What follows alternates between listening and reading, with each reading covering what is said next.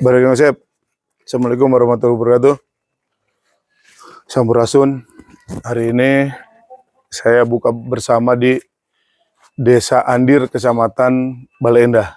Masuk ke gang-gang yang sempit, tapi kita nikmati hidup ini ya. Ya, lanjut. Ini rumahnya. Assalamualaikum. Ya, Kang. Ya. Oh ya, yuk. Dapat. Sawiyo samila. Assalamualaikum. Ibu. Ya. Itu macet di situ tadi. Mohon ditonggeng. Mohon. Kalau rompok abi ka saung. Iya, istrinya Kang Herinya. Mohon. Bu. Halo. Ada. Ayo lebat yuk, ngobrol di dia lah. Desa naon ya teh? Kampung naon? Kampung Parung Halang, Desa Andir, Kecamatan Bale Endah. Tuh tinggal ibu-ibu tuh ramai tuh. Ramai ibu. Sok dia bagi nu rata we lah sok sambil nunggu-nunggu. Tapi kita digantung sepados biasa milih. Satu orang satu. Upami tiasa, upami masih aya mangga we. Satu orang dua gitu naon. Besarnya. Oh. Mohon. Atur wae lah kota yang wayang lah. Bismillahirrahmanirrahim. Assalamualaikum warahmatullahi wabarakatuh. Pertama-tama kita ucapkan puji syukur kehadirat Allah Subhanahu wa taala. Berkat rahmat ridhonya kita bisa berkumpul di sini dalam keadaan bulan puasa, sasi saum. Salawat dan salam kita aturkan ke junjungan kita Nabi besar Muhammad SAW beserta para sahabat yang telah membawa kita menjadi manusia beriman dan bertakwa. Nuku abdi di hormat ibu-ibu sareng akang-akang sadayana. Pertama atur nuhun tos ngaluangkeun waktu kanggo abdi sareng pun putra di di Parung Halang, di Ulem di Parung Halang ieu kanggo ngobrol-ngobrol kenalan. Biar lebih dekat. Yang pertama campurannya bahasa Sunda sareng bahasa Indonesianya. Bahasa Sundana ancur-ancuran saya soalnya. Bahasa Sunda ancur-ancuran. Jadi nu pertama abdi akan diri heula Bu. Nama abdi Yusef Sudrajat. Pangkat terakhir Brigadir Jenderal TNI. Purnawirawan, pensiun tahun 2022. Jadi 1 tahunan lah pensiun. Abdi dilahirkan di Bogor karena pun biang abdi orang Bogor. Tapi bapak orang Garut. Bapak Garut, ibu Bogor, lahir di Bogor di Gunung Salak, di Cigombong.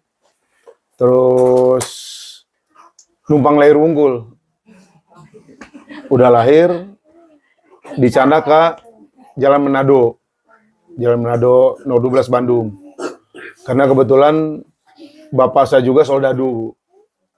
Bapak saya juga tentara. Cuma tentara yang memang paling rendah. Maksudnya tamtama di Pangalengan baheula tahun 60-an itu. Di Pangalengan, pangkat terakhirnya kopral. Nah ini salah satu motivasi juga kanggo ibu-ibu sadayana ya. Bahwa kalau kita mau itu bisa berubah. Jadi bapak saya kopral, ibu saya sekolah pun nggak lulus. Nggak sekolah SD juga. Karena bapak saya waktu itu nikah umurnya 24, ibu saya tuh umur 14 tahun. Nikah waktu itu. Jadi sekolah SD pun nggak tamat ibu saya tuh. Waktu itu SR ya. Masih sekolah udah nikah. Saya sekolah di SD Patra Komala Bu, SD-nya. SMP-nya di SMP 7 Jalan Ambon. SD Patra Kumala tuh Jalan Patra Kumala di Bandung. Nusok nonton Persib mah pasti tahu lah. Di jalan deket Sedon Siliwangi. Karena asrama saya tuh Jalan Manado tuh depan-depanan dan Sedon Siliwangi. Di tadinya dah. SMP-nya SMP 7 di Jalan Ambon. Pas saya SMP lulus, bapak saya pindah ke Jalan Muhammad Toha rumah. Di Gang Gemah. Terang tuh Gang Gemah? Montana. Ah, di Poinden Montana. Ya, di gang sami gang ge Gang alit teu tiasa alut mobil oge. Ah, di Gang Gemah. Saya SMA-nya di Bale Endah di dia. SMA KP. SMA KP itu di Ayo Dayi, Mang Eko, pantan KW. Nah, saya SMA KP di Bale Endah. Jadi lamun daerah dia memang Pangulinan, tiba lagi Pangulinan. Saya dulu SMA tuh pemain poli, jadi Ciparai, Majalaya, Banjaran, itu hampir tiap turnamen saya ikut. Lamun tua-tua, dulu kan main poli rame ya.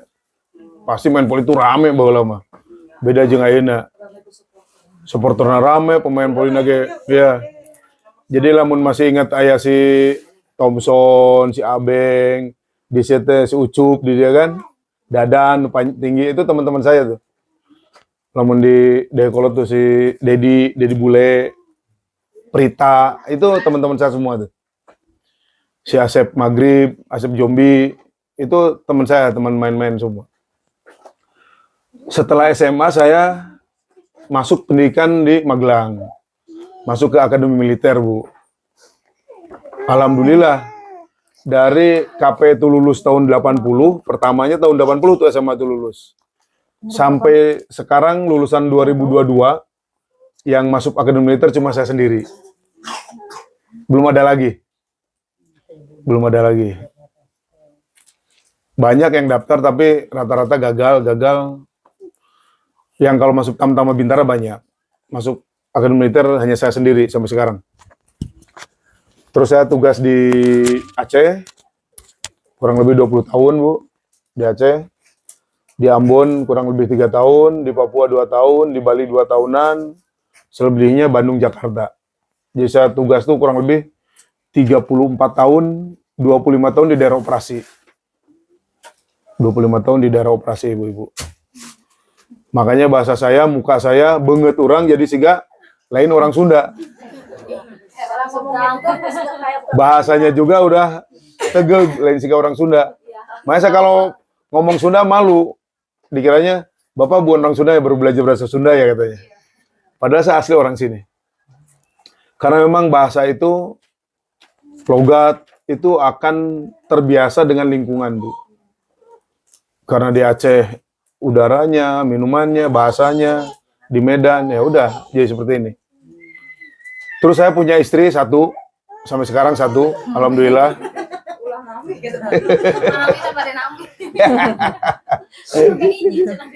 Alhamdulillah istri saya 1, ibu-ibu. Saya ketemu tahun 92 Desember dengan istri saya itu. Ketemunya di Lok Sumawe di Aceh. Jadi ketemu di Lok Sumawe di Aceh. Desember 92, April 93 saya nikah. Maret. April 93. April 93, jadi hanya 4 bulan, nggak sempat pacaran saya.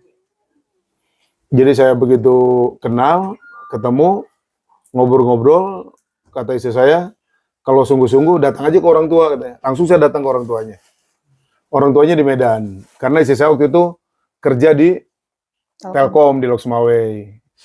Jadi saya sering telepon-telepon ke Bandung, cari yang gratisan, ketemu di situ gitu. Namanya Desmaneti Anita, sukunya Padang, Minang, tapi juga udah nggak bisa bahasa Minang. Karena emang lahirnya di Medan, besar di Medan, ketemu di Aceh, sekarang di sini. Jadi ya, malah kalau ketemu teman-teman yang dianggap orang Sunda, isi saya dipikirnya bukan orang Sunda. Itu dibalik. Nah, terus udah itu saya punya anak 3. Yang pertama namanya Muhammad Raka Regnata. Lahir di Lok Sumawe tahun 94. Berarti udah 29 tahun sekarang. Dia SMA-nya di sini, Sama Balenda. di Balenda. SMP SMA 1 Balenda. Jadi masuk akademi militer. Sekarang pangkatnya Letnan 1. Danki di 403 Jogja. Udah nikah, punya cucu salah satu. Yang kedua ini Raras Anissa Putri. Ini sebetulnya harusnya lahirnya di PD sana di Aceh.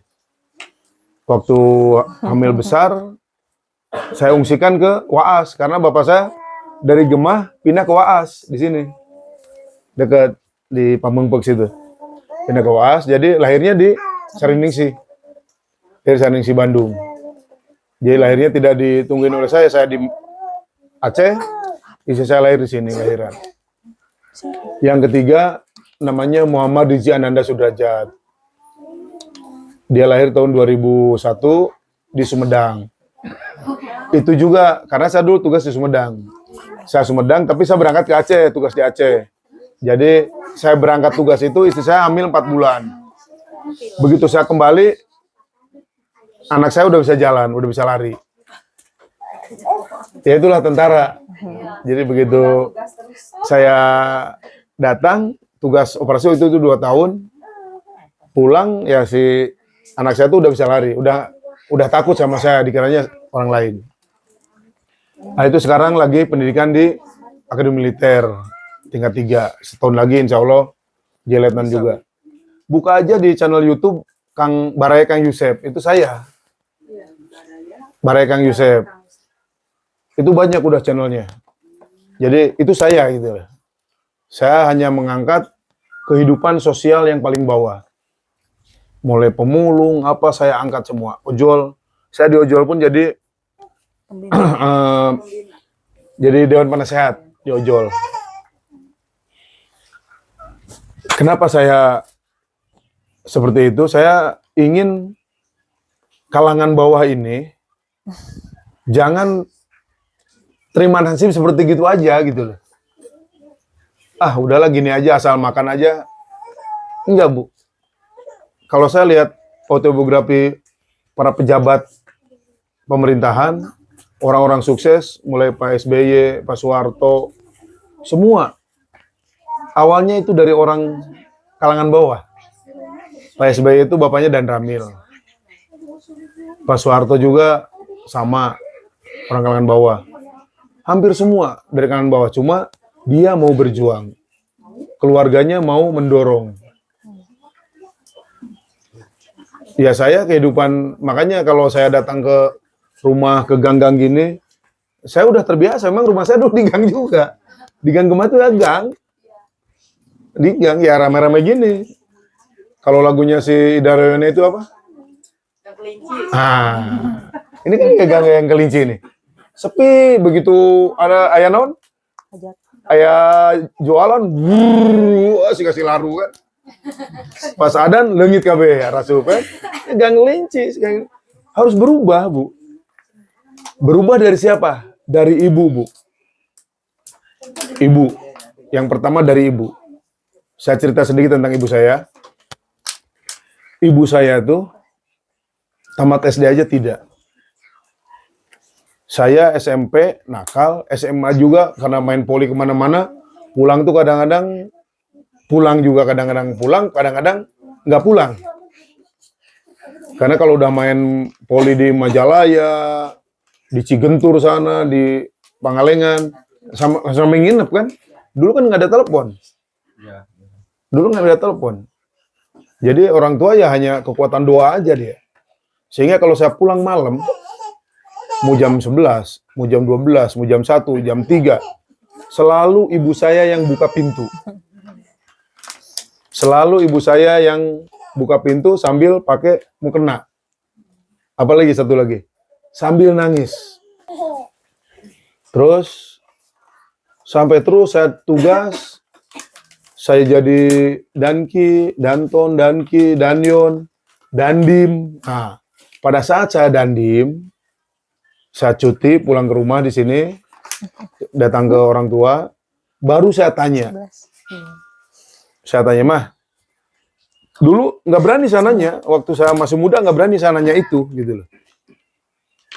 Udah dandim lah tahun 2007,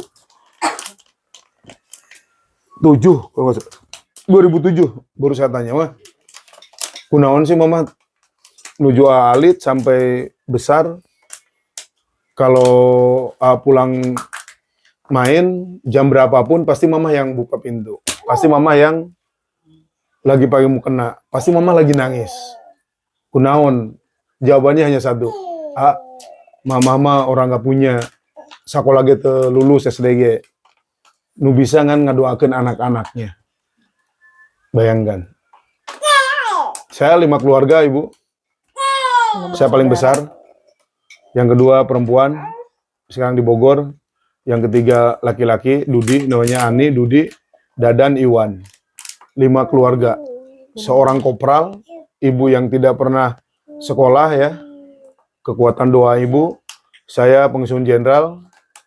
Adik saya Ani juga sarjana.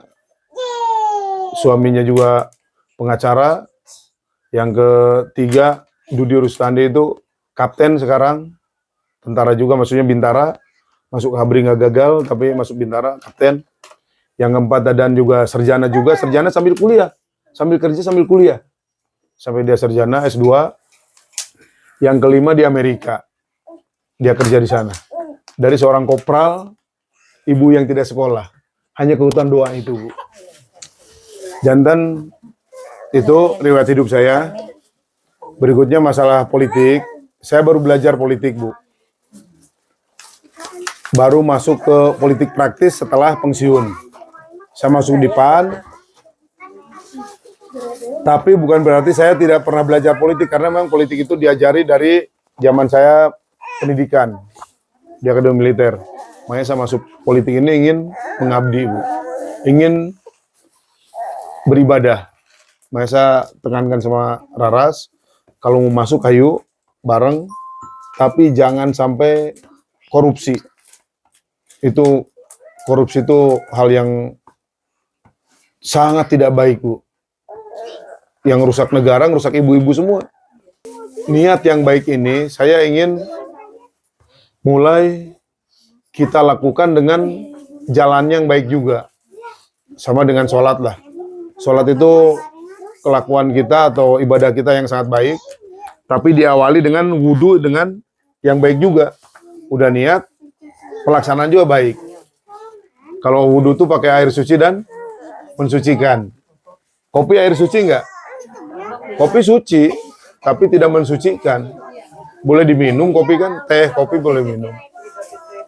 Tapi tidak mensucikan. Gitu juga saya, Bu.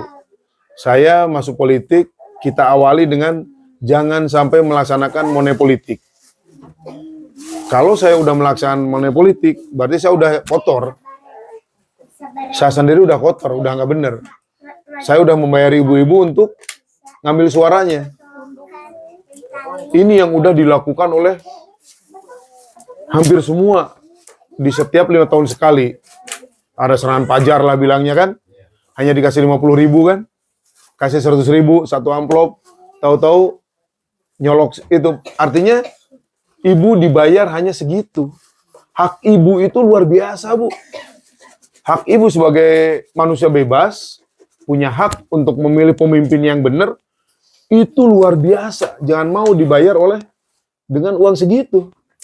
Harusnya satu suara ibu dibayar 5 juta pun itu masih kurang. Karena itu hak yang melekat di setiap warga negara. Itu hak itu yang harus ibu pegang. Begitu dibayar 50.000, si calonnya menang, dilantik, udah itu ditelepon, hilang nomornya. Ya karena Bapak udah dibayar. Udah tidak ada lagi urusannya. Kan udah dibayar. Jual beli udah bayar, selesai. Tidak ada urusan. Ibu Bapak udah dibayar. Jadi jangan menuntut lagi si calon ini untuk kembali ke daerahnya, udah selesai. Saya di sini itu yang saya jelaskan. Saya tidak mau seperti itu. Saya adalah keluarga Bapak, keluarga Ibu. Walaupun saya punya duit, saya tidak akan melakukan itu. Karena itu udah haram. Itu haram. Secara agama aja itu udah nggak boleh. Agama aja udah melarang gitu loh, Bu. Apalagi saya nggak punya duit sebanyak itu. Bayangkan aja kalau saya ngasih 100.000, satu orang harus 100.000 suara. Berarti kan 10 miliar. Iya kan? Di mana duit 10 miliar? Nggak punya. Karena biasanya orang-orang yang mau, orang-orang baik, orang-orang yang punya dedikasi, punya tanggung jawab, itu tidak punya duit, Bu. Siapapun pejabatnya. Pejabat, PNS, atau apa, duitnya loba pisan, nah itu perlu dipertanyakan, di mana duitnya. Jadi saya udah, untuk keluarga, hidup udah finish, Bu. Anak saya 2 udah kerja, Rara sudah kerja juga, ada, udah swasta. Artinya saya tidak akan numpuk-numpuk harta 7 turunan lah. Ya salah satunya ini. Tadi kenapa baju-baju ini saya serahkan bukan hanya ini aja, Bu. Mungkin ada sekitar 2.000 baju ya, lebih. Lebih masih. Besok juga saya mau ketemu berapa komunitas, mau saya bagikan lagi ke yayasan kemana-mana. Begitu saya buka gudang, loh ini yang berapa bulan yang lalu nggak jalan bisnisnya, ya udahlah kita bagikan aja ya. Karena saya takut saya mati ditanya oleh Allah, itu baju teh nanaonan dikutumpuk-tumpuk gitu lah. Saya tidak bisa jawab nanti. Makanya saya bagikan aja sama yang mau dan membutuhkan. Itu salah satunya, Bu. Tadi juga ojol, ada sekitar 25 orang. Saya bagikan di situ. Ya lumayan lah, 1 orang dapat 3, dapat 2 gitu, ojol itu tadi. Besok juga masih ada. Ya beberapa di rumah masih ada ya, Teh? Masih ya? Jadi saya semua rata-rata segini lah. Ini tuh ada 50 atau berapa pasang, satu tempat itu saya kasihkan.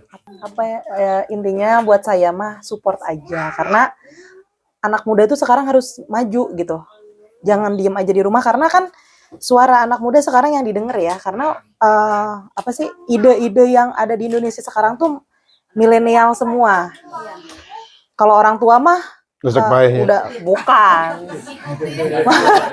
Sistemnya kan beda. Yang tua sama yang muda itu beda gitu. Apalagi anak muda sekarang kan tingkat apa namanya, pengangguran kan banyak. Kita rubah. Nggak usah, ibaratnya kan nyari kerja emang susah. Tapi kenapa harus fokus ke kerjaan? Kita kan bisa usaha, bisa berdagang gitu. Kalau saya lebih ke UMKM gitu. Ibu-ibu,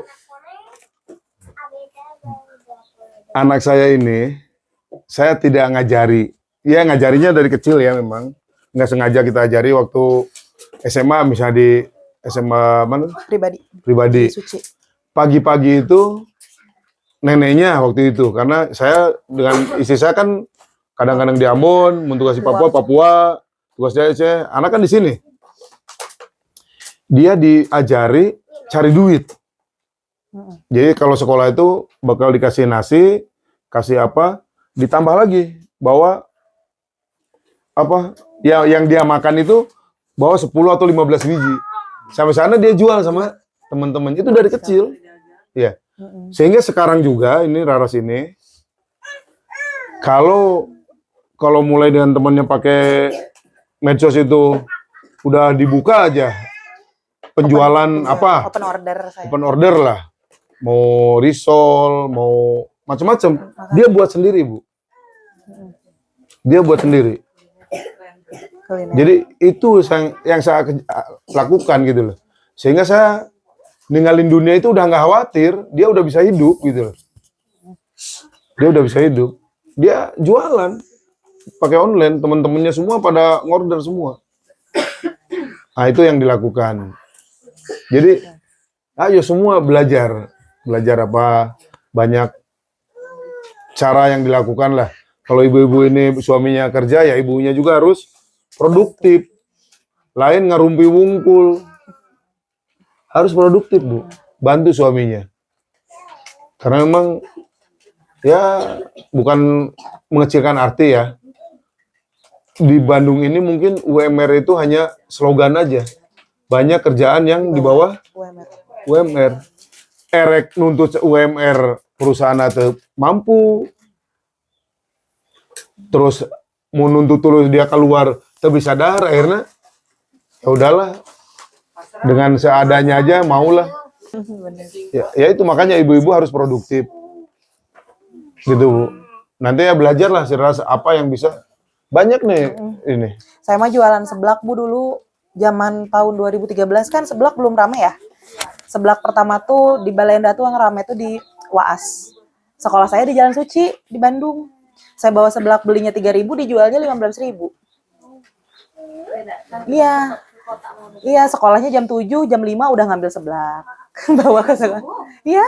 Padahal saya bapaknya waktu itu Pak Dandim ya? Papa di Dandion.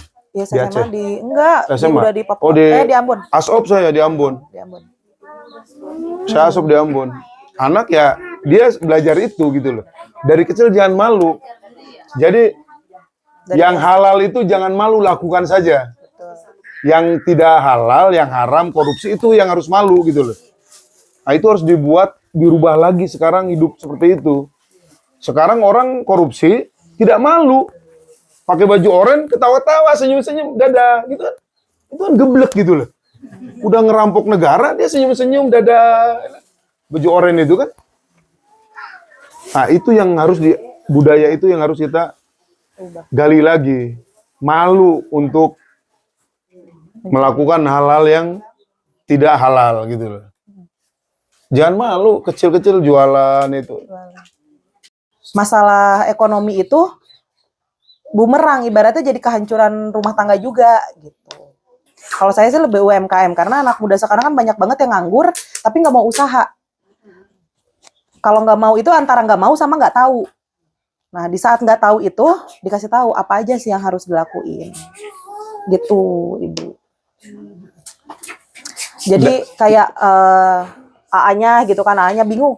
Udah ngelamar kerja ke pabrik kemana nggak diterima karena pasti dilihatnya ijazah, lulusan mana, bisa apa enggak gitu kan, pernah kerja di mana. Tapi kan kalau kita nungguin terus kayak gitu kan susah tuh, nggak akan kerja kayak gitu mah. Nah di situ tuh harus cari lagi nih, harus belok apa yang harus dilakuin gitu. Enggak Bu, untuk usaha itu nggak harus semua punya modal. Nah itu banyak masyarakat nggak tahu. Kalau insya Allah kalau saya mah pengen bikin workshop, kayak edukasi belajar caranya usaha tanpa modal. Karena ibaratnya gini Bu, di daerah pelosok ya banyak kan yang jual coet. Jual coet kalau misalnya dibawa ke kota nggak usah ngemodal, kita kenal misalnya Ibu jual coet, saya bawa ya. Kan saya nggak usah ngemodal, Ibu percaya, Ibu tahu ibaratnya. Itu kan bisa dijualin tanpa modal. Sebenarnya kayak gitu, banyak kok usaha tanpa modal. Saya awalnya nggak pakai modal, saya jualan seblak nggak pakai modal. Saya jualan sekarang pun open PO itu nggak pakai modal. Misalnya Ibu pesan ke saya misalnya makanan untuk 100 porsi, otomatis kan udah dibayar di awal. DP dulu, baru saya kerjain gitu. Jadi nggak semua usaha harus pakai modal, gitu. Harus pinter-pinter kitanya juga cari celah peluang untuk usaha juga. Jadi nonton sinetron tuh jangan hanya nonton aja. Gitu. Itu pembelajaran banyak di situ. Saya suka lihat, wah kayak preman pensiun. Saya nonton lihat, bukan hanya sekedar nontonnya Ibu. Disitulah kekeluargaannya. Lihat, kekeluargaannya antara preman-preman itu. Bagaimana dia nggak punya kerjaan, dia bantu temennya. Bantu apa? Walaupun dia sebagai jambret, sebagai pencopet, tapi ada rasa kekeluargaannya, solidaritasnya itu gitu loh. Jadi itu Bu, bisa usaha tanpa modal ya itu. Asal mau Bu. Asal Karena mau. banyak saya beberapa tahun ini kan ngasih teman saya yang ibu rumah tangga, dia pengen usaha nggak ada modal, saya kasih barang. Nggak usah ngemodal, jualin barang. Tapi ya karena keinginannya nggak ada, karena emang nggak mau jualan, ya nggak kejual juga, walaupun ada barangnya. bisa zaman sekarang mah nggak jual kepercayaan. Iya, ibaratnya kemauan. Di diri kita tuh harus ada kemauan. Makanya dari teman-teman dulu, Bu. Dari teman-teman dulu. Kalau misalnya kalau saya ya Bu, selama jualan apa yang saya jual pasti laku. Kenapa? Orang percaya. Kita ngejualnya jujur. Saya jujur. Kalau emang nggak bagus, nggak bagus. Ada minusnya, jujur ngomong. Nggak enak, nggak enak. Kalau jualan ini enak nggak? Ya menurut saya biasa aja, tapi coba aja. Kan beda menurut orang. Tapi jujur, intinya jujur. Kalau misalnya kita udah jujur, orang mau beli atau nitip barang apapun ke kita tuh udah percaya. Kalau misalnya ibu misalnya jualan barang nggak pernah laku, ya ibu jujur nggak jualannya, jadi orang nggak pernah ada yang mau beli lagi gitu. Pernah kok saya ngasih modal barang ke teman saya untuk jualan, nggak kejual juga karena dianya nggak mau. Kan itu balik lagi ke diri masing-masing ya Bu ya. Kalau emang kitanya mau, ibaratnya mah bakat lah, bakatku butuh kan. Gimana weh caranya? Yang penting menghasilkan gitu. Ya sama, usaha pun kayak gitu. Yang penting kitanya mau dulu, mau usaha. Ya kalau misalnya, belum juga mulai udah, kumaha mun teu kajual, kumaha mun teu laku, kumaha mun ieu, ya itu mah dari awal juga udah kumaha mun boga duit. Mau rek dinaon boga duit. Gitu. Malah liar boga duit, rek kumaha mun boga duit. Iya. Gitu Bu. Jadi anak saya nih Bu, saya nggak pernah ngajarin dia buat gitu kue. Malah dia bisa sendiri. Buat risol itu dia kalau udah open order bisa sampai 5.000. 5.000 piece. 5.000 piece. Dan memang risolnya lain daripada yang lain nggak ada. Kayak ini makanan ini nih. Ini nggak akan ada ketemu rasa seperti ini. Karena ini khusus istri saya yang buat. Belilah ibu besok di tempat lain. Pasti anu gerinjil, anu karituan kan? Beda. Ininya beda racikannya. Karena pede kita jualannya kalau enak ya Bu ya. Kalau bagus barangnya, kalau enak rasanya kan kita pede jualnya. Mau semahal apapun kalau udah kualitasnya bagus mah pasti orang ngejar kok. Yang pertama belajar di membuatnya, yang kedua belajar masarkannya. Masarkannya kan sekarang banyak ini WA tuh. Media sosial ada kan grup web medsos apa. Temen dan temen. Coba kecil dulu Bu 5 orang. Ini enak, ini terus. Jadi ya silakan lah berhubungan dengan anak saya, ngobrol kan deket sini tuh. Di Balenda di GPA. Dia hidup juga dengan suaminya hanya berdua. Nggak ada orang, silakan mau belajar, mau apa. Jadi saya tuh masuk politik itu yang di samping ibadah juga ya untuk silaturahmi Bu. Silaturahmi, banyak teman, banyak saudara gitu. Dan saya masuk kemanapun udah biasa. Memang karena hidup saya dari bawah Bu. Istilahnya mau saya tidur di hotel bintang 7 juga udah terbiasa. Tidur di tempat apapun ya udah biasa juga, nggak ada masalah. Jadi gitu Bu.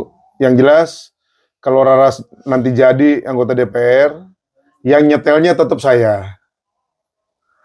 Kamu harus begini, kamu harus begini, nggak boleh ini dengan masyarakat. Karena intinya yang tahu tentang pembinaan teritorial tuh ya saya, karena tentara kan ada Babinsa, ada apa itu pembinaan teritorial Bu. Ya harus seperti itu. Jadi jangan alergi untuk belusukan. Sekarang kan kalau lihat Pak Jokowi belusukan aneh kan. Wah ini udah hebat gini. Pak itu kan sehari-hari hidup kita. Ya harus gitu nanti juga gitu loh. Jadi anggota DPR pun jangan jadi ngamenak gitu loh. Tetap masuk ke masyarakat. Intinya gitu. Ya saya ingin ya Balai Endah itu jadi kampungnya, kalau masuk ya jadi kampungnya PAN. Gimana mau jadi kampung PAN ya? Pada saat jadi anggota DPR dari PAN itu harus lakukan dengan baik kepada masyarakat, sehingga semua masyarakat lintas partai lihat, oh iya sosok itu yang dicari gitu loh. Bukan hanya PAN aja. Partai lain pun lihatnya, oh iya ini pemimpin yang seperti itu yang harus kita cari. Yang bukan korup, yang mau datang dengan masyarakat, yang mau membangun tempatnya. Karena saya ada contoh bagus itu di Bandung Barat itu. Namanya Pak Asep Bayu. Pak Asep Bayu tuh dulu di daerah Gunung Masig itu berwarna, terutama merah yang banyak di sana. Sekarang setelah dia jadi anggota DPR, itu tidak ada warna lain, hanya satu, warna biru aja. Itu kampung segitu besarnya, ada 7 desa atau berapa itu. Nggak ada bendera lain, Bu. Sementara di tempat kita kan satu RT aja berwarna tuh kan. Berwarna. Karena memang tidak ada sosok yang diteladani. Kalau ada satu sosok dari partai mana aja terserah diteladani, ya itu satu, semua pasti ke situ. Benar ya, Bu ya? Ya nggak ada yang teladan ya. Saya ingin Raras di sini itu seperti itu gitu loh. Perempuan tapi seperti itu di semua partai nganggap ya udah harus seperti itu memimpin tuh. Lain nggak menghargai sorangan gitu loh. Tapi memperkaya kehormatan. Itu kehormatan, Bu. Harapan saya semoga Ibu Laras bisa memajukan Kampung Bala Endah. Amin. Ibu-ibu di sini mungkin punya kegiatan ke depannya, nggak cuma ngobrol aja mungkin. Bukan hanya ngerumpi aja. Iya. Tapi bisa mewadahi ibu-ibu yang ada di sini, bagaimana punya kegiatan lah gitu ya. Gitu lah. Ya. Hari itu tukang sok ya, tukang itu. Anak muda dulu, anak muda tuh. Besar harapan kami ibu-ibu dari sini ya buat Bu Laras kalau udah terpilih gitu ya. Jadi ibu-ibu di sini teh ada kegiatan walaupun cuma ya begitu besar gitu ya. Jadi kita yang nerumpi aja gitu bisa menghasilkan sedikit demi sedikit membantu cuan, membantu suami. Terus samping itu teh hidup kita teh ya ingin lebih maju gitu. Amin. Jangan monoton begini gitu. Amin. Siapa tahu ntar kalau kita bersama-sama ya aminnya jadi sukses gitu. Parung halang teh. Aduh. Amin. Tapi kan insya Allah gitunya kita sama-sama terutama buat Bu Laras mohon bimbingan pada kami. Mohon kalau ada apa-apa gitu kira-kiranya untuk kemajuan silakan Bu Laras. Saya ibu-ibu di sini akan menerimanya gitu. Iya. Insya Allah. Mungkin sekian dari saya ya. Terima kasih atas kunjungan Bu Laras. Anak muda tuh. Sama-sama muda gitu ya. Nyarios. Masih seumuran deh. Seumuran ada. Gak apa-apa, nona nyarios. Jawa. Dari RW 1. Coba tuh ya. Hari Bobogan daerah. Ya, ibu-ibu udah pingin maju. Sampai pada nyolok kan dia 17 tahun. Satu sayang cepat. Ya sok nyarios maunya apa gitu. Tanya dulu aja. Hah? Bisa mau tanya dulu aja. Boleh, Boleh, nanya boleh. apa? Nah itu tuh Ingat sayang. Biar kedengeran. Jadi kan tadi tuh Teteh bilang mau ngadain workshop kan. Nah, di sini tuh yang baru lulus tuh udah banyak. Sekarang angkatan aku tuh baru lulus tahun ini. Jadi yang mau ditanyain tuh Teteh nanti buat wacana itu teh waktu Teteh udah jadi apa sebelumnya, soalnya butuh banget kayaknya, penting banget buat pengetahuan kayak sebelum kita nyari kerja atau kayak gimana. Terus kan belum punya penghasilan nih. Jadi dikasih pengetahuan dulu sama Teteh kayak gimana-gimananya. Ya, untuk workshop mah pastinya di saat saya udah jadi ya. Iya. Untuk itu kegiatan-kegiatan kayak gitu udah pasti di saat saya udah jadi. Cuman untuk tahun ini insya Allah tuh karena GMN PAN, Garda Muda Nasional PAN itu mau bikin acara juga untuk UMKM. Insya Allah diadain tuh di Kabupaten Bandung juga di Bale Endah. Cuman untuk kapannya belum tahu, tapi itu lebih bukan workshop ya, lebih ke jualan aja kayak pameran, tapi dikasih free untuk masyarakat gitu. ketuanya Karena siapa GMN Kabupaten Bandung? enggak ada kabupaten ya. Ya, Kalau iya. saya ketua GMN Kabupaten Bandung PAN. Tapi belum dilantik karena baru pembentukan. Jadi sama Teh Desi Ratnasari juga kan dikasih tugas untuk bikin kemajuan GMN Kabupaten dan Kota Bandung itu untuk bidang UMKM. Insya Allah lah tahun ini tuh ada gratis pameran gitu, pameran atau yang mau jualan makanan, yang mau jualan baju, UMKM, ya kuliner semuanya UMKM Kabupaten Bandung tuh harus muncul gitu. Yang punya usaha rumahan itu tuh harus muncul. Jangan yang udah gede aja yang makin yang makin terbang tinggi gitu.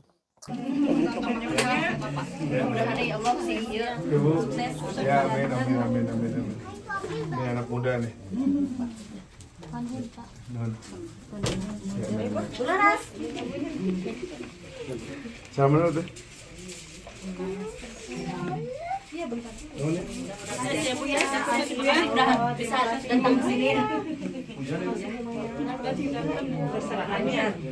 Mau pakai di jalan,